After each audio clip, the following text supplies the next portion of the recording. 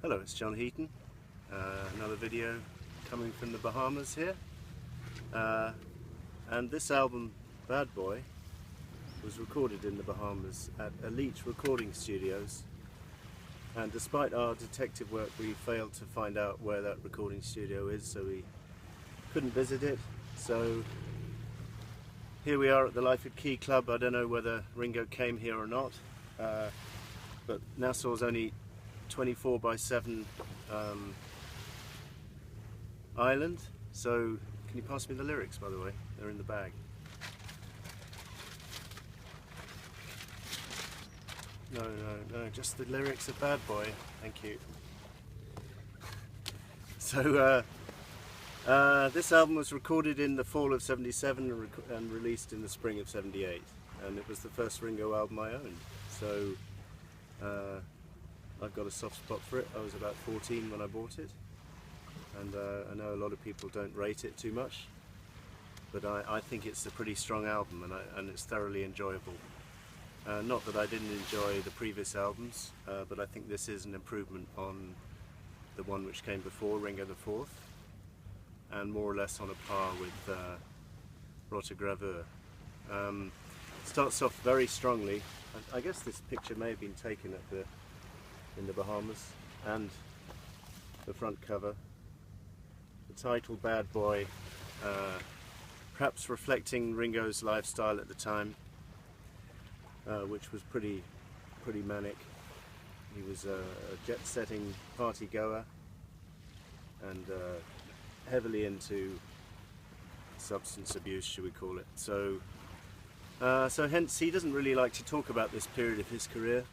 You won't hear him doing an interview discussing Bad Boy or Ringo the Fourth or even Rotograveur or Stop and Smell the Roses. He kind of dismisses his drinking period as a bit of a lost, well, it's more than a lost weekend, lost 15 years basically, or lost 20 years. So this album starts off with Who Needs a Heart, which was written by Ringo and Vinnie Poncia.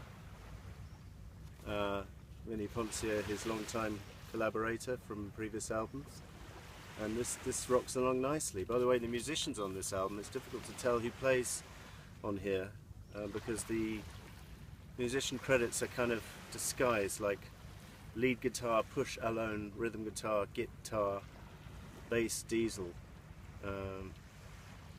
synthesizers Hamish Bissonnet. That may be a genuine name, I don't know.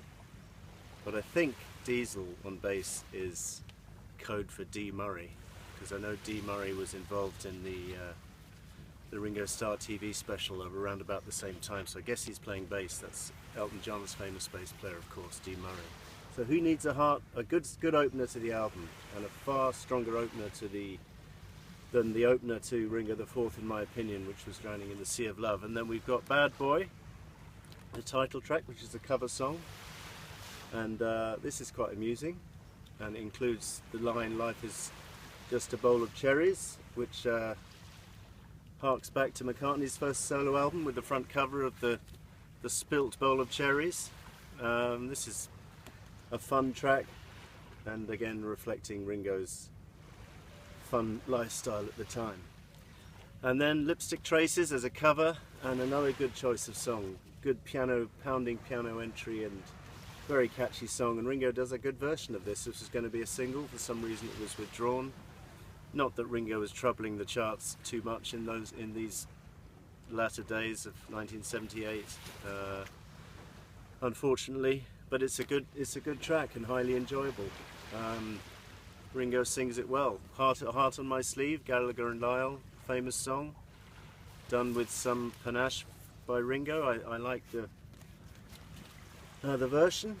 I think whoever chose the cover songs in this album did a good job, because side one is particularly strong of this album, and it finishes with Where Did Our Love Go, another cover song, a famous song. I forget who did it originally, but this has got some pretty catchy female backing vocals, and closes side one pretty strongly. And side two opens with Hard Times, which is a song by Peter Skellern, who's a kind of easy listening guy in the UK, and he'd had an album called Hard Times in 1975,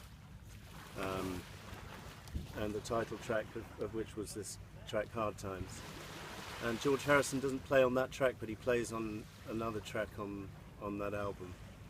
And maybe George recommended this song, I don't know, but Ringo does a pretty good version. It's a fun song with some fun lyrics. I like it. And then Tonight is a ballady song, and it was a single, and didn't do much, but it was a nice single, romantic song. Who wrote this one? Another cover song. Ian McLagan and John Pidgeon wrote this one, and it's pretty nice. And then Monkey See, Monkey Do is where the album starts to go a little bit downhill. This is an okay song, but nothing special. An Old Time Relovin', a Vinnie Poncia, Richard Starkey contribution, and again, nothing special. And then it closes with A Man Like Me, which was a variation on A Mouse Like Me from Scouse the Mouse from '77, which was a children's adventure he was involved in, which actually also had an album come out, and which is now a collector's item. So A Mouse Like Me was changed to A Man Like Me, and it's a kind of pleasant farewell song to end the album. Nothing too bad about it, nothing to write home about though. So mainly come back to this album to play side one, because side one has 3 or 4 really enjoyable tracks on it, and I got a soft spot for this album. I know it gets disparaged, but nice one, Ringo. It'd be good if you played a couple of songs in concert from it as well. Thanks for watching. See you next time.